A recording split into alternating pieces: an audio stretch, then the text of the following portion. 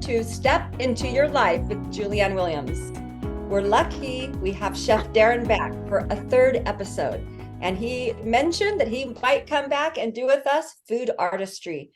I have so much to learn here, and I hope you find this really fun and enjoyable.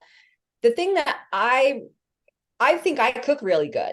Well, I guess you could ask around, but I think I cook pretty good. But the thing that I don't do well is I don't plate my food in a way that makes it present in a visually appealing way. So this episode I've been really looking forward to so that I can step up my game, not just step into my life, but step up my game on how the plate looks when I present it to my family.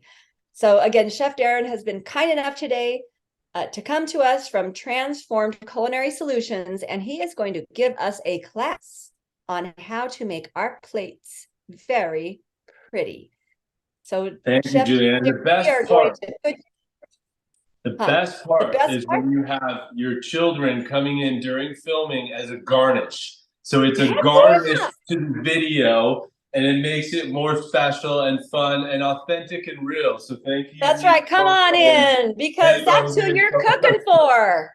Which, by the way, my son Logan does amazing garnishing and plate presentation stuff. So anyways, thank you for joining, everybody. This is awesome. I can't wait to share you some really cool techniques and skills. And I love that my kids are like, wait, I want to watch this. So a couple things here that I wanted to share is that I actually have two companies. I have Transform Culinary Solutions and I have Transform Culinary Kits, because it's training in a box. So that box that you see that we're about to go over is food artistry, okay, garnishing and plate presentation. So this can be ordered on my website. And basically you get, my vision of this was like, I wanted it to be like Microsoft Office, or when you get like an iPad, like it's really cool when you open it up. And so like in this, you've got all your garnishing tools, plating spoons, knives, plate wipes, there's posters, tweezers, knives. It can be all rebranded for any organization or just as an individual if you want to do it as well. So this can be ordered from online, and then you get your own personalized chef and be able to join a lot of our virtual trainings that we do. So you'll learn techniques from like celebrity chef Stephen Beatty as seen on the Food Network. You'll learn techniques from Ritz-Carlton chefs that I partner with all of them. And so I'm going to show you some basic stuff now that you can incorporate into home. But anyways, Food Artistry just launched about a week ago. So check it out on our website. So and did you see like all that stuff in there? I think it's so cool.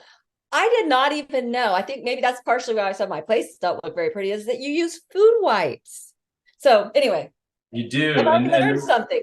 Yeah, the food wipes, and a lot of times in kitchens they'll use like towels and sanitizers and and wipe them down. A little trick that in the kitchen we would use asparagus rubber bands, and we'd take a white towel, wring it out with a sanitizer, and wrap the rubber band in the center and use that as a wipe. And then once that got dirty, we'd flip it and do the other side.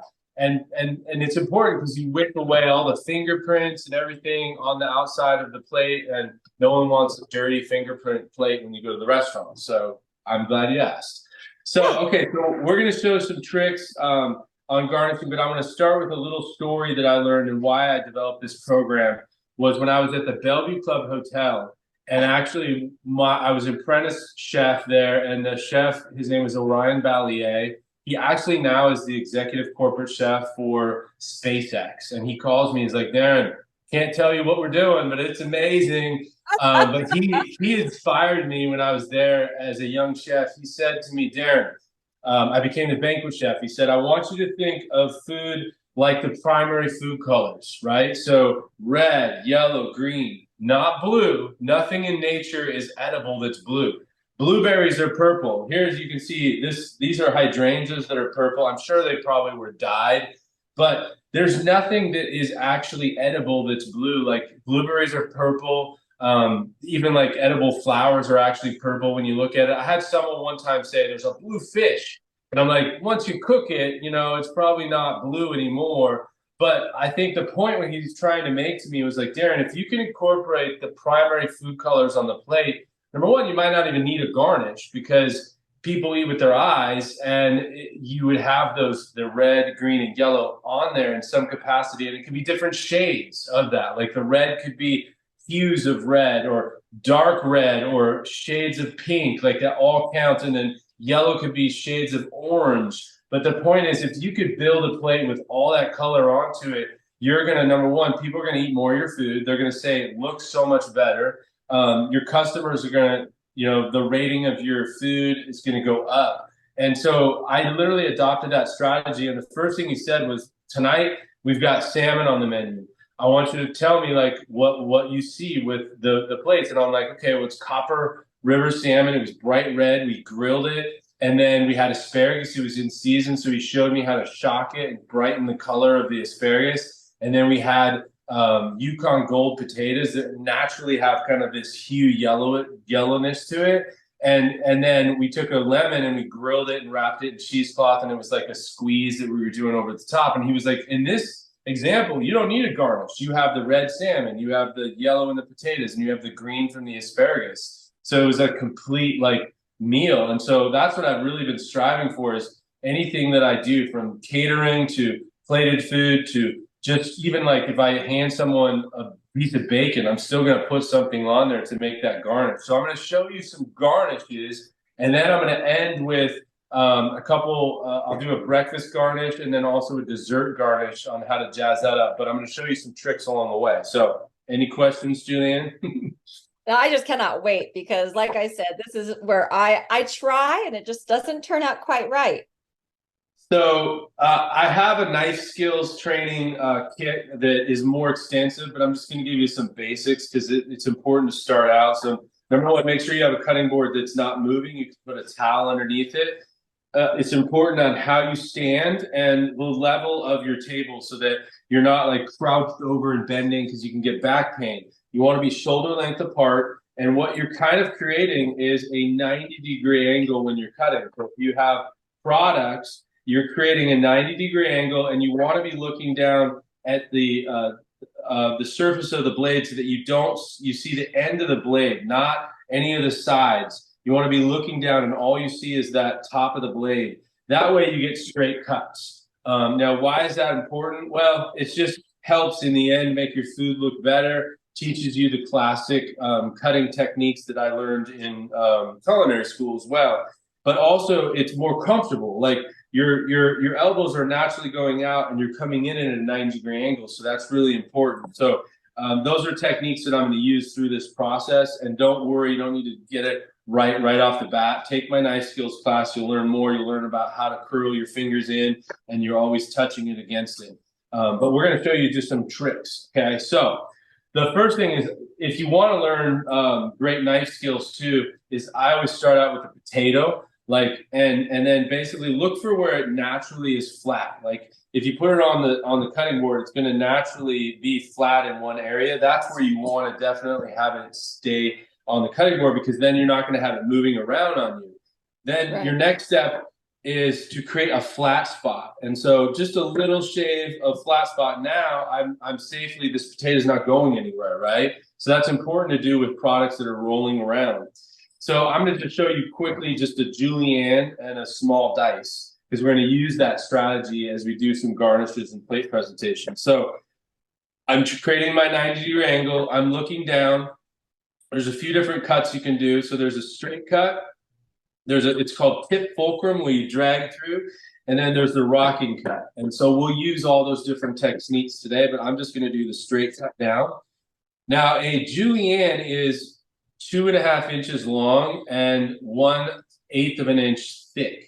And so I'm going to map out what 1/8 of an inch is. I forgot to bring it, and maybe I will when you pause the video, but there's a tool that Mercer Knives gives you that actually walks you through what that looks like. And so you can match it up. What is it? How is the right the cut on that? Now, not important right here, but in culinary school it is, because like the chefs would rate our juliennes and our small dices, and they would make us hold them up. And I'm going to do that for you guys so you can see it. So I'm cutting down. And the reason I'm looking straight down is because then I can get a nice cut that's even, so that it's the same length on each side of the potato, right? And if I wasn't looking down, I wasn't able to do that. And so then what we teach next is to square this off. And notice I'm still doing my 90-degree angle. I'm looking down and I'm creating a rectangle. Now, in culinary school, what do we do with these excess pieces? Well, that went into mashed potatoes. It went into water, and then we made mashed potatoes for staff meals. So nothing was wasted ever. So here's my, my rectangle potato. And now I'm going to do my technique, and I'm going to continue doing my 1/8 of an inch cut into my julienne. And now I get the perfect, right, McDonald's French fry, right? That's what the French fry, that's the classic French fry cut, right? And they're beautiful like that when you fry them up like that. Now, to make the small dice, same thing. I want to make it into a square. So I'm looking down, I'm mapping out what that 1/8 of an inch is. And now here's my dice. Now, why would that be important? Well, just making like breakfast potatoes, that could be cool, it'd be really nice looking. And then what's smaller than a julienne is actually a fine julienne, and that's where it's 1/16 of an inch, which is super fine. And then if I was to dice it into a cube like this, it's called a brunoise, which is very, very tiny garnishes that they use in French restaurants. But I think it's really great just in higher end restaurants to put it on. Even at home, it's cool too. There's my dog, Frisco. He's like saying, "Get me outside." So we'll let him outside. I thought he was like, "Give me a snack, give me a snack." Yeah. And I do. Like he was like, "Hey, there's no snacks falling on the ground. I'm out of here. I'm gonna go to the garden." Seriously, he's like that. Okay, so then that's basically a strategy in enhancing your knife skills, is use a potato for those strategies. Now, I forgot to show you too, before we even cut, you want to use a steel to hone your knife. So there's a few ways to do it. Now, there's 2 different steels here. One is a steel, one is a diamond steel. This just hones the knife, and I'll explain it, and this actually sharpens the knife. So when I say hone the knife, what I mean is that if you were to look at this blade under a magnifying glass, you would see that it's curving this way or that way. And all you're doing is straightening that out. That's all you're doing. So to hone it, there's a few ways to do it. In culinary school, they teach you to do it like this. So the important thing is 20-degree angle. Okay, so it's like up close, 20-degree angle. And then I'm taking it all the way to the heel down to the tip. And I go on both sides like that. Now, they teach you this in culinary school because there's maybe 40 people in the kitchen. And so you got to be kind of close quartered. I don't think it's safe. I've seen bad things happen. They put this little tip here for that, but I like these other 2 ways. So one is to put your steel down and then line up your 20-degree angles and go like this, right? So that's a little bit more, you can kind of really see the angle. And it just takes a couple on each side. And then the other one is to hold the steel like this and go away from you. And it's just a couple. Now, if you had sharpened knives, and you honed your knife after every production. So after these potatoes, I hone my knife. After an apple, I hone my knife. You would actually never need to get your knife sharpened because you would always have it straightened. So I remember when I showed my mom this technique, she would hone after every project. And like 2 years later, I came over to her house and I'm like, "This knife is so sharp." And she's like, "I never even sharpened it. I just did this honing technique that you showed me." So it was just amazing. Okay, the dog's barking a little bit. I'm in. Come on. I'll give you a potato. Okay, let's see how he responds to a piece of raw potato. Okay, my dog will eat raw potato. They will. Yeah, my lab would eat anything. So, okay, so it is my lab. Let's do the lab. Yeah, the lab will do anything. So here's some lemons, limes, and an orange. So some really interesting garnishes that are so classic and easy, right? So this is a Meyer lemon. I love this because it's a combination of lemon and orange, but it's milder in flavor, not as harsh. So we're just going to do some rounds like this. Okay. Now, just even that is a garnish, right? Like with salmon or something, put it over the top. With chicken, before you put it in the oven. I mean, wonderful, right? But the simplest thing is do a twist, right, on the plate. So maybe you do this on the plate, like just that gives it a pop, right? And then you get the smell and the freshness of it.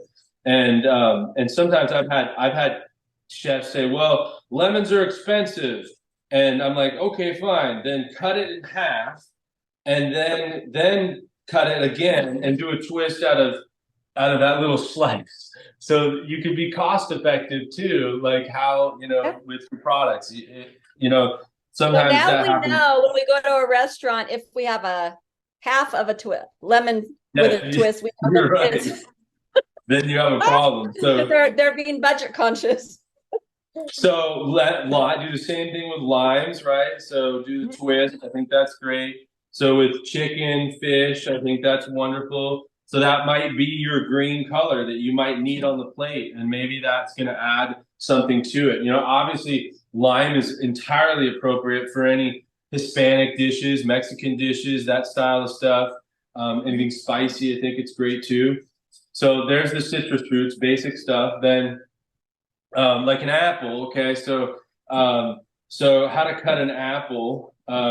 So what I do is cut it. This is a Honey Crisp. Cut it in half like this, then into quarter, and then turn my blade at the side and go this way to cut the core out, just like that. So you end up with this, and then what you can do is do slices with the knife. And still just kind of like making sure you check yourself. Are you 90-degree angle? Are you looking down? And then, I already know that for me, like that apple I had facing like,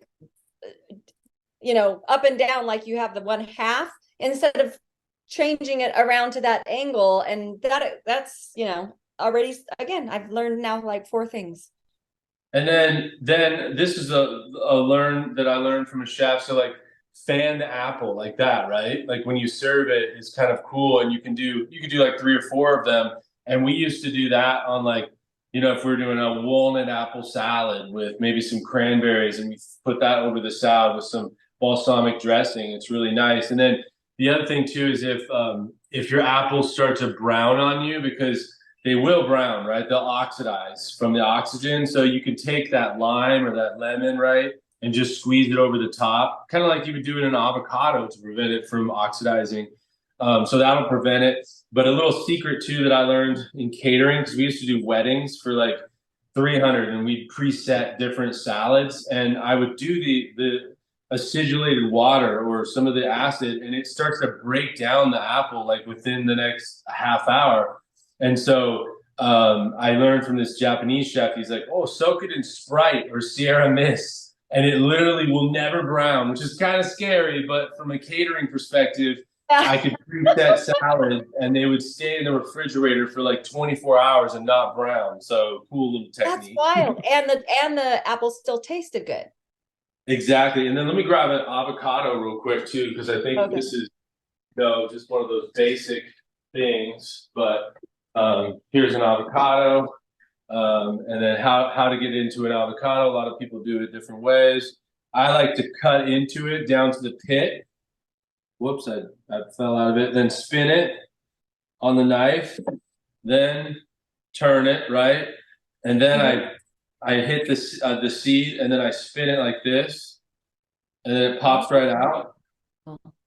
And then what I like to do is I actually like to peel the skin of the avocado like this. Some people will take, a knife and cut it like this, right? And then take out the part of it like it's diced. I mean, I understand that, but I think that this is a kind of a nice, more elegant approach. And then you could take that lime, right, and squeeze it over the top of the avocado, and then slice it very thin, as thin as you can get, just like this. And then this is the Achevel technique that they teach you in French, is you just gently push it like this and kind of mush it out like this. Like even Japanese restaurants will do it with sushi and stuff. And then you could see like look at my avocados, like nice and sliced, so like on an avocado salad or something like that. That's really cool. Beautiful. So then let's show bell pepper. So I think I showed this in a different episode, but I'm going to show you again. So when I was young, as an apprentice, I actually would cut my bell pepper like this. I would just cut it, and then I would take this and I would grab this and pull it out like this. And then I would continue to cut it. And I threw this in the garbage.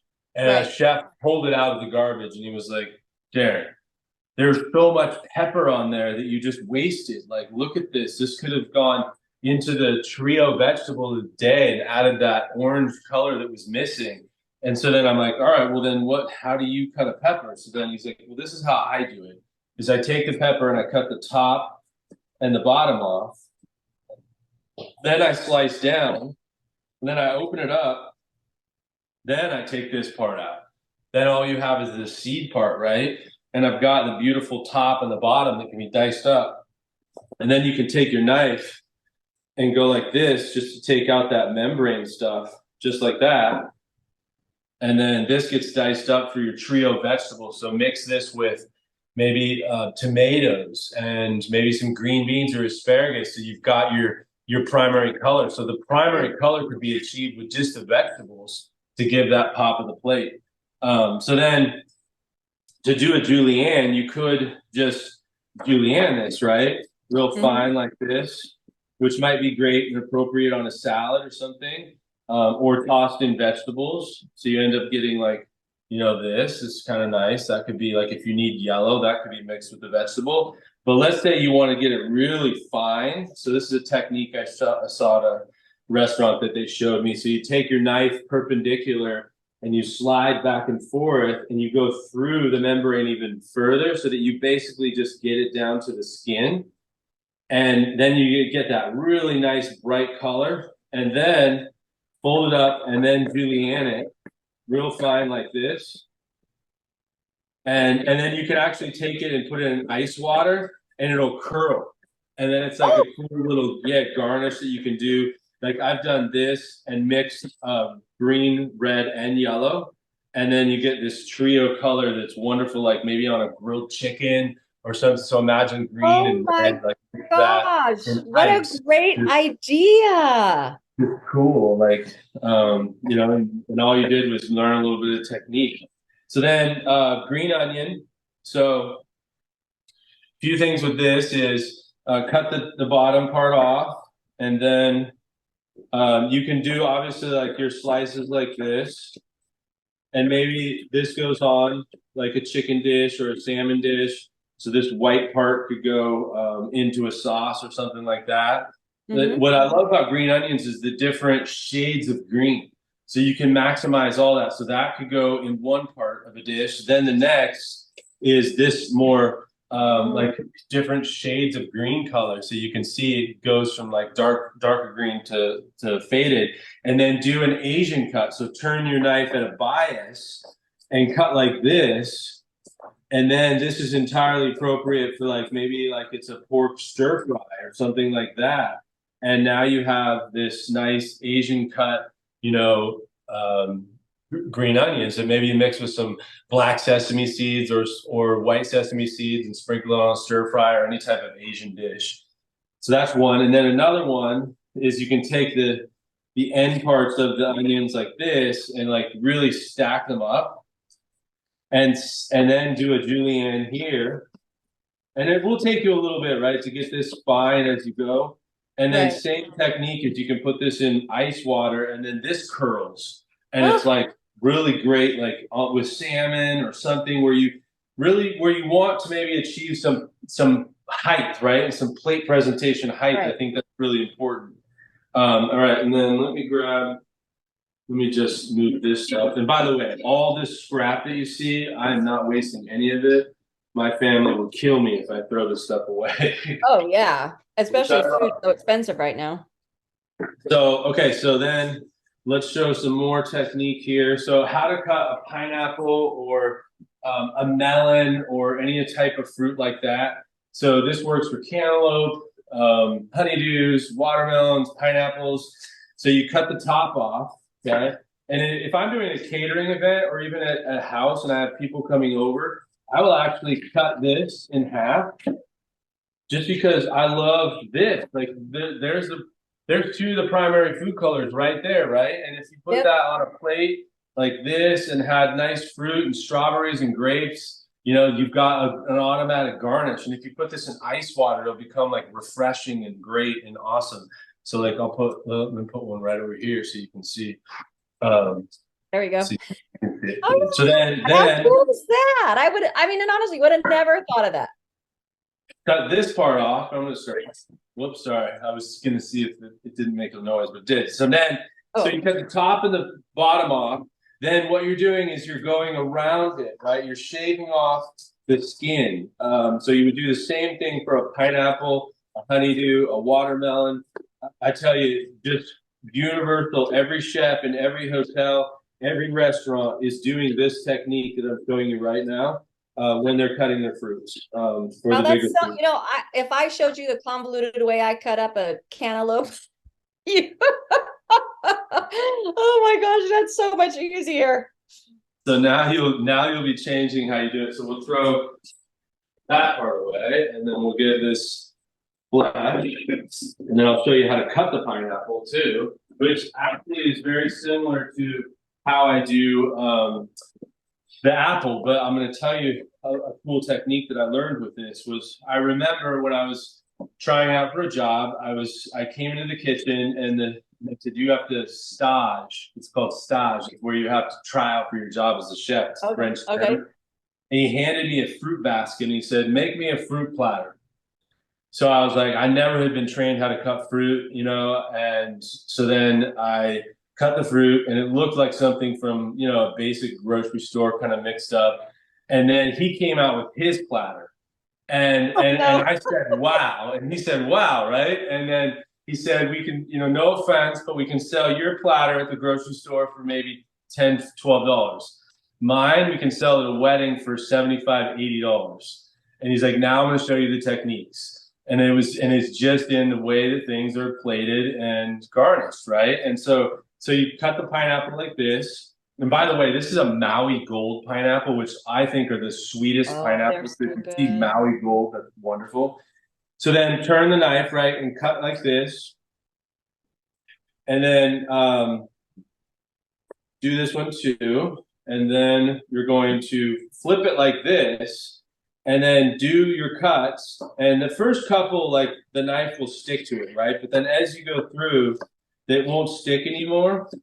Now, if it does stick, a little trick that we learn is we take another pineapple and push it up against it. So if fruit ever does that to you, do that, and it won't do it for you anymore. Then you can work all the way through it like this, no problem. And then same thing with the avocado. We take it like this, right? And then we just press it down to get that beautiful au cheval. And then I'm going to put that right onto the platter like that next to the pineapple. Can you see the pineapple there? Yes, that looks beautiful. Right? So then I could take another one. I could stack some of the apples. I could build grapes. Imagine if I put some strawberries and blueberries on there too. Like you would get all that color there. So anyways, kind of cool to be able to do that. Then let's show you some more technique here. So did you know, I didn't know, did you know that a banana has sections, Julianne? I did not know that. It was pretty shocking when I found out. This might shock a lot of people. So peel the banana however you want. Like you can do it from the bottom or the top. You peel the banana. If it's not too ripe, it works better. Like if it's like perfect, right? This one was perfect. Then it doesn't matter if you push from this side or this side, but it has 3 sections. So you start pushing here. Okay. And I'm gonna actually get up close to you so you guys can see this. So you can see my finger going into the banana. And you can see that it's starting to separate. Yeah. Okay, so that's the sections. Yeah. Okay. So it now is into 3 sections. Yeah. So, why is that important? Well, because when the guy showed me it, I was at Google. I was working for Google, and he's like, why it's important is that number one, we don't let any of the bananas go bad. So if they're about to, we'll do this. And then they use the dehydrator and they dehydrate the bananas. And then they would dip them in dark chocolate, package them up, put the Google logo on it, and resell it for $10, $15. And then additionally, he's like, it's way easier. Like frozen bananas are kind of a pain in the butt to pull out and then make banana bread and stuff.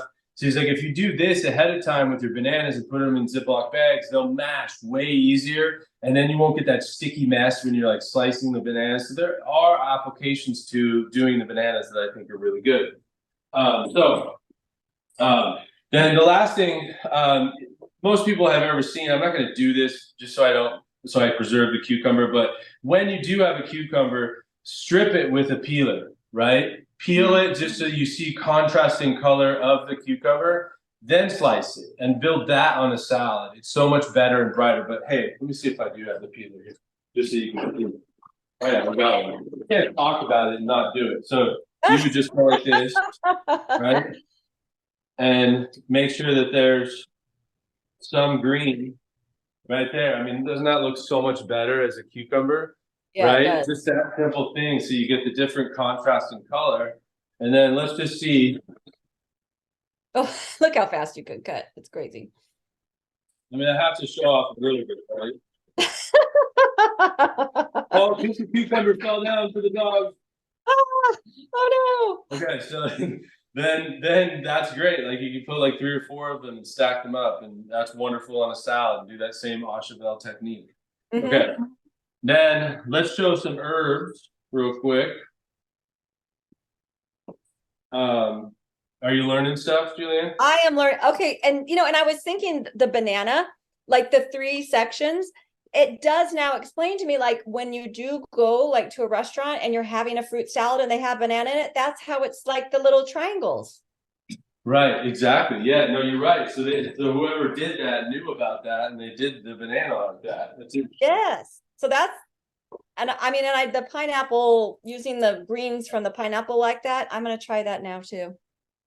That's So then, beautiful. I wish I had a bigger orange, but I could show you. This is someone is diabetic or they got to watch their sweets. This is a cool thing you can do with an orange. This is a little satsuma, but I'll show it to you. So you do the same technique with the pineapple, cut the top and the bottom off, and then go around. You could use a paring knife if you wanted to. So you're just cutting off the excess skin of the orange, and then you've got it ready to go. Then make sure all the skin is off, and then have a plate, and then you cut out the first wedge, and you pluck it out, and then go to the next one. It'll just pluck right out. So you just go right after it, and it plucks out, and all you're left with is the membrane. And I remember when I had someone show me this at the restaurant because they had a guest come in that was like, I don't want like heavy dessert. I just want some fresh fruit. And this was a way that the chef did that I saw that it was healthier, right? And kind of fun. And so then I did the same thing when we had kids, and my wife's like, I just don't want them eating all that sugared stuff, right? And so then you take it and you shape it into a little pinwheel. I mean, it doesn't take long, and you can visualize that this is a bigger orange, right? Or even a piece of grapefruit. Then take that leftover that and put the juices on it. And imagine that's a big orange, right? It's a little pinwheel of orange, and it's Oh, fresh. And how cute is that? so it's little mandarins, and you could do that with the larger fruit. And it's a great healthy dessert. And you could even garnish it, right? With a little bit of peppermint or fresh mint. I've got a little mint here. So why not a little garnish on there? It makes it a little bit better, a little pop of color. Okay, so then let's get rid of this. So you Then just cut the middle of the orange and slid the pulp out. exactly, yeah, that was exactly what I did. So okay, so let's show you chiffonade. So this is fresh basil from my garden. Oh my gosh, so good. And so you pull off the leaves. And this technique that I'm showing you can be used for making like lettuce with tacos, other herbs that you could stack up. And basically, what you do is you stack them up like this, and you could do more, and then roll it up as tight as you can get it, and then do your technique of 90-degree angle. And then I'm using the rolling technique here, and I'm running my knife through as soon as I can get it.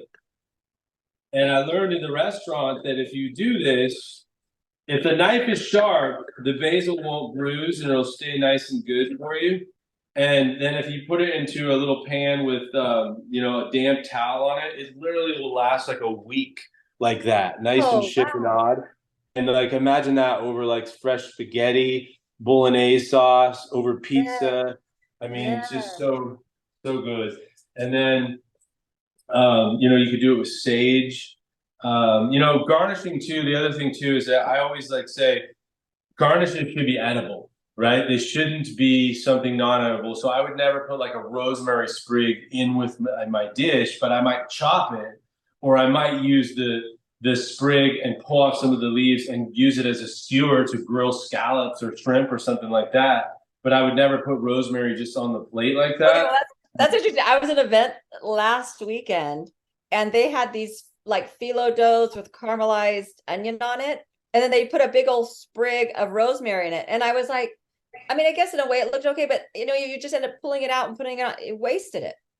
So you thought it. You were like, that's interesting. Like, Yeah. and someone could have eaten that. They could have eaten it and started choking and being like, I thought I could eat that. I mean, so there's that whole element too. It actually Okay. didn't make sense to me because it was like, here's the little thing and it was sticking up like this. So it didn't make a lot of sense to me, but I was like, okay, well, I guess maybe on the plate it looked, the tray. Yeah. Oh, definitely. So, okay. So, what maybe from a garnish perspective, let me just grab a couple plates to show Okay. a few different techniques. So let's say I'm doing the dessert, or let's say I'm doing the breakfast. Here's some frittatas that I made. And then maybe I'm gonna cut this in half like this so that I can see the inside. Like now you can see that chicken apple sausage and that frittata. That looks so good. And then I'm gonna stack it. So stack it on the plate to give it height and plate presentation. And then why don't I take some of these, since this is like a breakfast dish, I'm gonna take some of the apples and I'm gonna put some apples stacked kind of right next to it, just like that. And then let's take a little bit of fresh pineapple. We'll put that on there too. And then why not? This would actually make it really nice. So if you can see it, we've got our primary food colors just in that, right? Just a little breakfast thing. We've got, there's pretty much the primary colors there, the nice fruit right there on the side. And then I love, how reduced balsamic might taste, but also how it looks on the plate too. So then it really like jazzes up. So imagine this little taster for breakfast, right? Oh. Just a little delicious. Beautiful, yummy. So there's a little breakfast thing you could do to jazz things up. And you can just put avocado with that too, right? You could, yeah. I absolutely could do a slice of avocado next to it.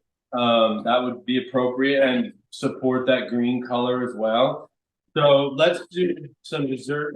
See, you can see all these plates right here, right? Yes, we sure So, okay, here's my skewer. So we're gonna start with some sauce techniques.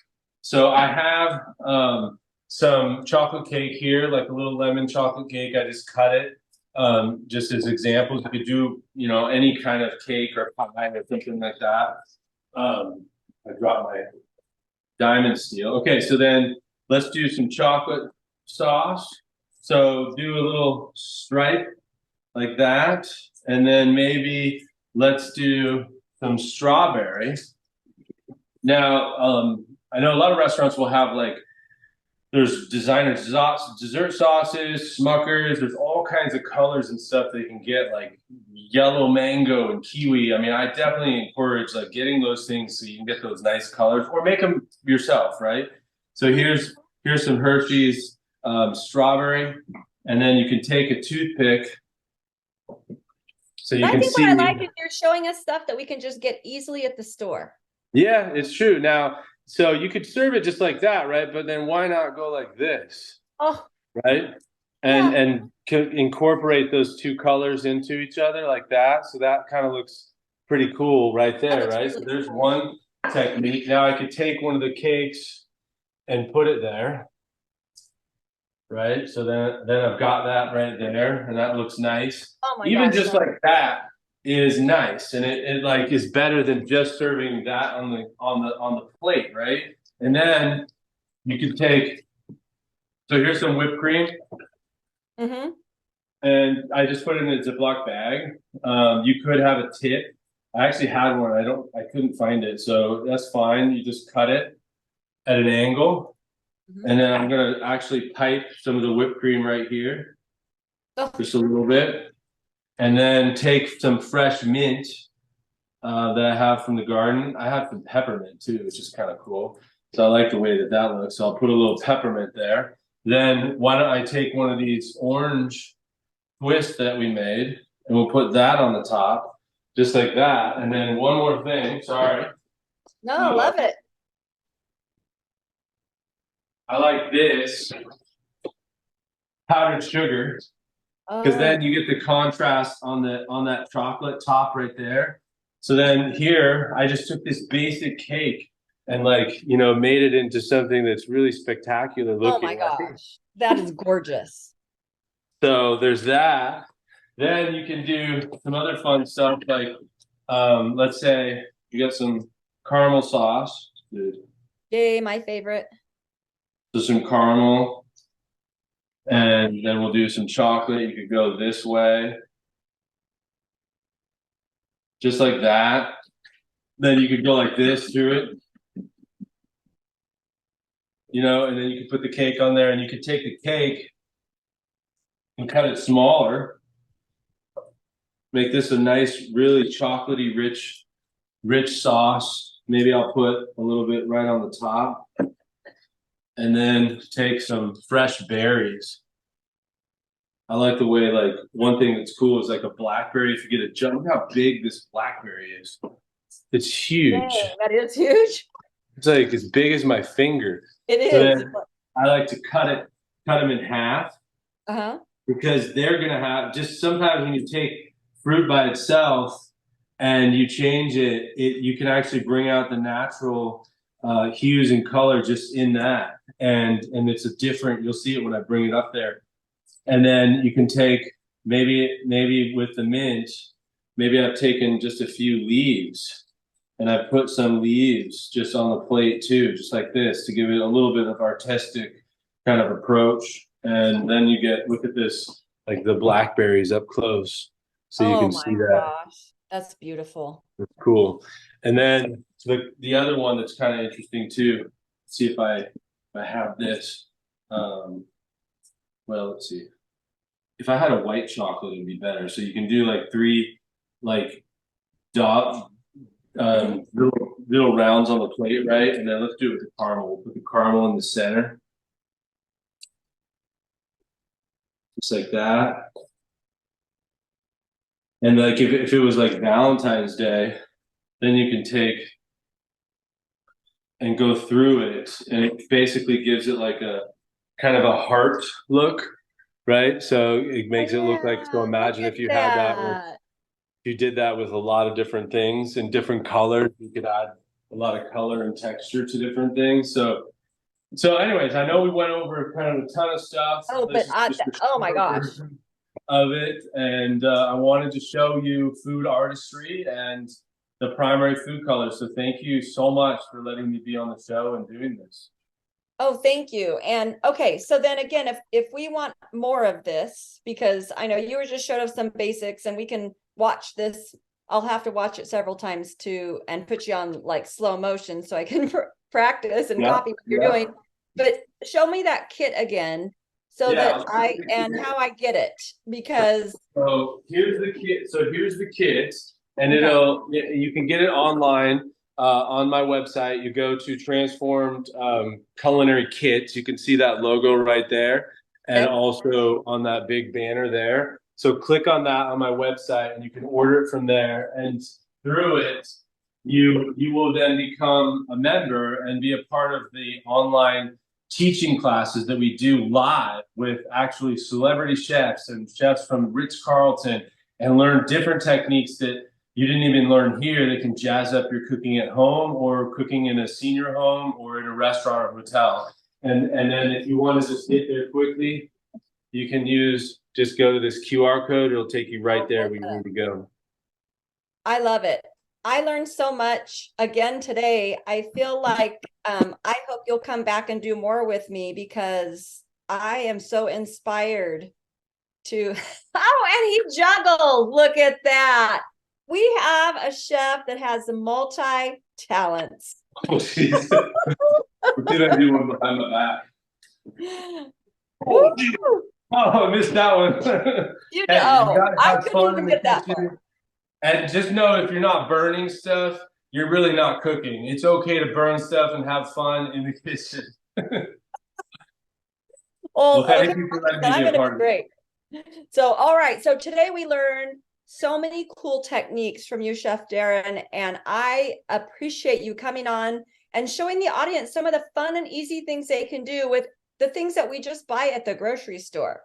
So, again, I do hope you'll join us again, and we'll have to talk some more so that we can get you back to show us again how to make these beautiful dishes that are tasty. And then also, I think after the last episode, you told me, and we added it on the end, but just I'm going to add it on this end too, that Brava oven that I am so in love with that I got, that you are going to extend a little deal to everybody that you did to me as well. And so we'll make sure we link that somehow. But the Brava oven is a game changer. It So, really is. And yeah. I spoke to Brava and they said they're willing to do $200 off just for this show for your viewer, which is an incredible deal. And you can use that for any whatever oven you decide you want to go with. Yep. And thank you for making that happen for me because I really wanted that oven. Please note too that right now Brava only ships to USA and Canada, so they're working on other countries, but that's coming soon. Okay, perfect. I know because we're in this show 127 countries. So Wow, that's amazing. it is. All right, everyone. Well, I appreciate. Oh, if you have an answer again, if you have a third one, what is it that you did to step into your life? So what you just saw there, the juggling, is another example. So I remember as a kid, I was so mesmerized by juggling, and I was like, I want to learn this. And I just one day in my living room, I was like, I'm doing this until I master it. And so I literally was there for 4 hours, probably only like 10 years old until I mastered it. And I didn't master it, but I was pretty good at it. And I just started to incorporate it into a lot of my cooking. In fact, when I have guests, I make them juggle and try to teach them at the same time. But I did the same thing with balloon animals. I was like mesmerized one time about balloon animals and learned how to do that and tie them with the kids. And so that stuff stuck with me, and I use it to this day to have fun and engage with the passion of cooking. So I would say if you're always intrigued about something and you want to know more about it, don't run from it. Go to it. Like go to it and learn and engage, because it probably will change your life in a different way that you never even expected. So that's my version of step into your life today. I love it. We have had 3 great things from you. So again, thank you for all of your time and for sharing your expertise. You are helping me step into my life because cooking is how I serve my family too. And I'm not a chef, but I'm learning more and more from you. And I know that it'll make my family enjoy the work that I do to feed them and provide that family time together over our food. So thank you for being here. And everyone, please join us again as we journey together. Take care, everybody. Hey everybody, it's Darin Leonardson with Transform Culinary Solutions. I want to say thank you for watching my episodes on cooking with Julianne Williams and Step Into Your Life. I hope you learned some cool things and tips and tricks. But I just wanted to share too about our Brava specific episode. If you're interested in that oven, right now you can receive a $200 off coupon for a Brava oven of your choice. You can use that on the accessories, the Brava glass, or the Brava stainless. And I highly recommend getting this oven. It's gonna change how you cook and give you so much flexibility and make you become a chef. So thanks again, everybody, and have a wonderful day, and take care and keep cooking. Bye.